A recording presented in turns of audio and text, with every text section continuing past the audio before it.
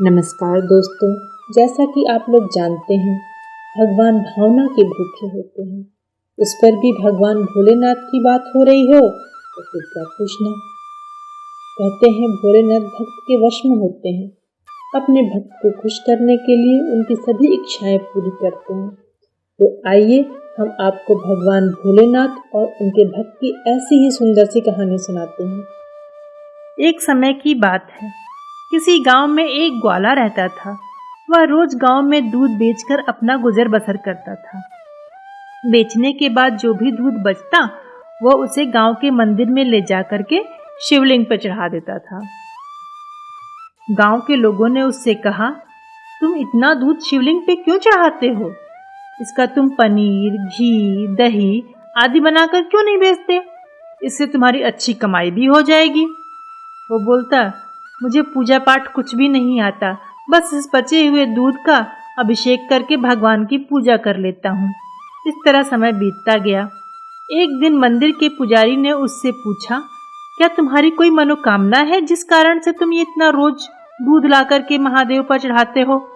तो वह बोला, नहीं, मेरी कोई मनोकामना नहीं है पंडित जी। मैं रोज देखता हूँ कि लोग थोड़े से दूध में जल मिलाकर महादेव पर चढ़ाते हैं।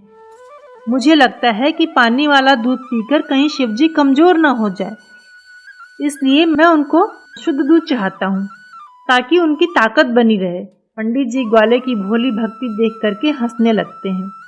एक दिन बहुत जोर से बारिश होती है। ग्वाले का दूध बिल्कुल नहीं बिका। वह सारा दूध लेकर के महादेव पर चढ़ाने चल दिया। तब पंडित जी ने उसे रोका और बोला, तुम इतना दूध बर्बाद मत करो। एक काम करो, तुम इसकी खीर बनाओ और भगवान का भोग लगाकर पूरे गांव में प्रसाद बांट दो। ग्वाले को पंडित जी की बात समझ में आ गई। उसने दूध से खीर बनाई और गांव में बांट दिया। अब उसने हर महीने का यह नियम बना लिया। महीने में एक बार वह दूध नहीं बेचता, उसकी खीर बनाता और भोलेनाथ को भोग लगाने के पश्चात गांव में प्रसाद बांट देता। एक दिन कैलाश पर्वत पर भगवान भोलेनाथ माता पार्वती से इस भक्त की चर्चा कर रहे थे। माता ने कहा, अगर इतना ही सच्चा भक्त है तो क्यों न इसकी परीक्षा ली जाए। ग्वाले की परीक्षा लेने के लिए माता पार्वती ने और शिवजी ने सेठ सेठानी का वेश बनाया। ग्वाले के पास गए। ग्वाले से बोले, हम तुम्हारे दूध की दोगुनी कीमत देंगे, तुम अपना सारा दूध हमें दे दो। ग्वाले ने कहा, सेठ जी, मुझे दूध देने में कोई दिक्कत नहीं है, लेकिन मैं थोड़ा सा दूध बचाकर रखता हूँ। इससे मैं अपने महादेव का अभिषेक करता हूँ। अभिषेक के इतना दूध छोड़ दीजिए, बाकी आप ले जा सकते हैं। सेठानी जी बोली, नहीं, मुझे पूरे दूध की आवश्यकता है, बहुत ज़्यादा दूध चाहिए मुझे तो पूरा ही दूध चाहिए। तुम चाहो तो मुझसे 4 गुने पैसे ले लो। सेठानी की बात सुनकर ग्वाला चिढ़ गया। वो बोला, सेठानी जी, आप चाहे दूध लें या ना लें, परंतु मैं अपने शिवजी के हिस्से का दूध किसी को नहीं दे सकता, आप जा सकती हैं। इसके बाद शिव और पार्वती ने ब्राह्मण और ब्राह्मणी का वेश बनाया और रास्ते में जाकर के बैठ गए। ब्राह्मणी बनी माता पार्वती जोर जोर से रोने लगी। जब ग्वाला उधर से गुजरा तो उसने पूछा, माता आप क्यों रो रही हैं? तब ब्राह्मणी ने कहा, मेरे पति 3 दिनों से भूखे हैं, यदि इनको कुछ खाने को ना मिला तो इनकी मृत्यु हो जाएगी। तब ग्वाले ने दूध ब्राह्मण को दे दिया, जो कि वह शिवजी के लिए ले जा रहा था। ब्राह्मण बने शिवजी ने सारा दूध पी लिया। पीने के पश्चात वह बोले, तुम ये दूध कहाँ ले जा रहे थे? ग्वाले ने बोला, यह मैं शिवजी के अभिषेक के लिए ले जा रहा था।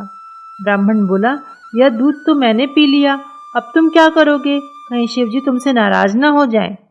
इस पर ग्वाले ने कहा, शिवजी तो सबके पिता हैं, इस तरह से आप भी उनकी संतान हैं।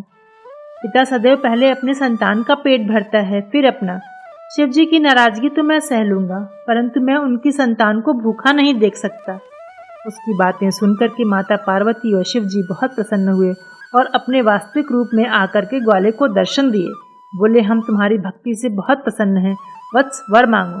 ग्वाला बोला, मुझे जीवन भर आपकी कभी न खत्म होने वाली भक्ति चाहिए और किसी भी चीज की लालसा नहीं है। शिवजी ने तथास्तु कहा और अंतर्ध्यान हो गए। तो दोस्तों, कैसी लगी आपको हमारी ये कहानी? अगर आपको हमारी कहानी पसंद आती है तो प्लीज़ कमेंट बॉक्स में लिखकर हमें ज़रूर बताएं और इसे लाइक, सब्सक्राइब और शेयर करना ना भूलें। धन्यवाद।